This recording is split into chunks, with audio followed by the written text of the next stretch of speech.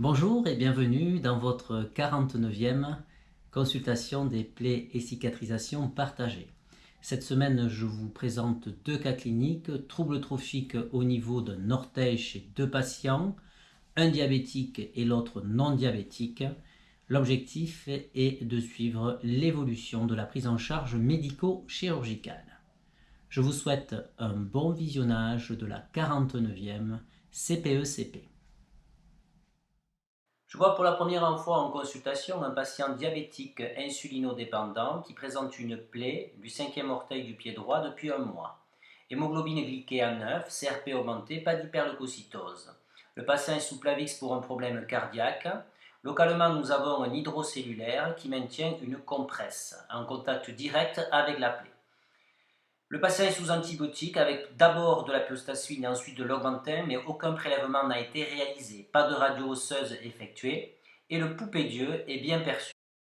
En revanche, je ne perçois pas le pouls tibial postérieur, je vais donc pratiquer un Doppler. Donc une bonne artère péronnière bien perçue.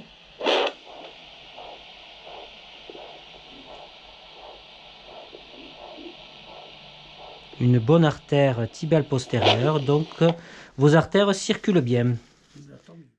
À l'examen clinique, on retrouve un orteil boudiné qui fait penser à une infection osseuse sous-jacente, deux pertuis fibrineux, peu exsudatifs, pas de douleur à la palpation, le patient a cette plaie depuis un mois, elle n'est pas douloureuse, il a une neuropathie du pied diabétique. Nous sommes en présence d'une infection du pied diabétique de grade 2 selon la classification de l'IWGDF. Avec tuméfaction locale, érythème périlésionnel limité, chaleur locale. Je pratique un prélèvement profond et ce malgré la présence d'une antibiothérapie probabiliste en le spécifiant bien sur l'ordonnance du prélèvement. Après ce prélèvement, donc un petit saignement local, je mets donc un alginate pour avoir un effet hémostatique. Je prévois la réalisation d'une radiographie à la recherche d'une ostéite sous-jacente. Je lui prescris un protocole de soins quotidien avec un hydrofibre et confectionne un pansement d'orteil selon les règles de l'art. Je revois en consultation le patient 15 jours plus tard. Le pansement est confectionné à l'aide d'un hydrocellulaire qui maintient l'hydrofibre et une compresse en place. Nous voyons que l'orteil a diminué de volume, il n'est plus boudiné, la plaie extérieure est cicatrisée, il nous reste une plaie intérieure fibrineuse mais pas du tout exsudative, sur laquelle je vais mettre en place une pommade à base de sulfadiazine argentique avec un pansement réalisé tous les 2 jours. La radio est revenue normale et le prélèvement n'a pas mis en évidence de germes. La guérison va se faire spontanément, sans nécessité de réaliser une amputation d'orteil. Alors, première consultation pour ce monsieur. Quel âge avez-vous, monsieur? 63. 63 ans. Donc, vous avez cette plaie depuis combien de temps? Ça fait 2 semaines. 2 semaines. Elle est venue tout seul ou vous vous êtes cogné? Non, c'est venu d'Angelure. Ça m'a fait une petite plaie, si vous voulez. Donc c'est venu tout seul. Voilà. Il n'y a pas eu de choc. Non, non, il n'y a pas de Vous choc. n'avez pas changé de chaussures récemment et vous prenez des médicaments quand même? Aucun. Aucun médicament. Il y a eu Ok. que Donc ça. là, c'est un pansement qui a été réalisé par votre infirmière Voilà. quand? Hier. Hier. Hier matin. Elle le fait tous les jours depuis 15 Tous les jours? oui. Voilà. Et donc vous êtes passé par les urgences parce que le pied avait gonflé, c'est ça? Voilà, j'ai été revoir mon médecin traitant. Ouais. Mon médecin traitant nous a envoyés aux urgences. D'accord. Donc aux urgences, il y a eu un échodoppler de fait qui montre qu'il n'y a pas de maladie artérielle là-dessous, d'accord? Mais il n'y a pas eu de radio de fait, hein? Non. De radio d'orteil. Hein? Non, non, non. D'accord. Alors on va voir ce qui se passe sous ce pansement qui a été fait quand? Hier matin. Hier matin. Est-ce que ça vous fait mal? Je ne peux pas dire que ça me fait mal, je ne peux pas dire que ça me fait pas mal.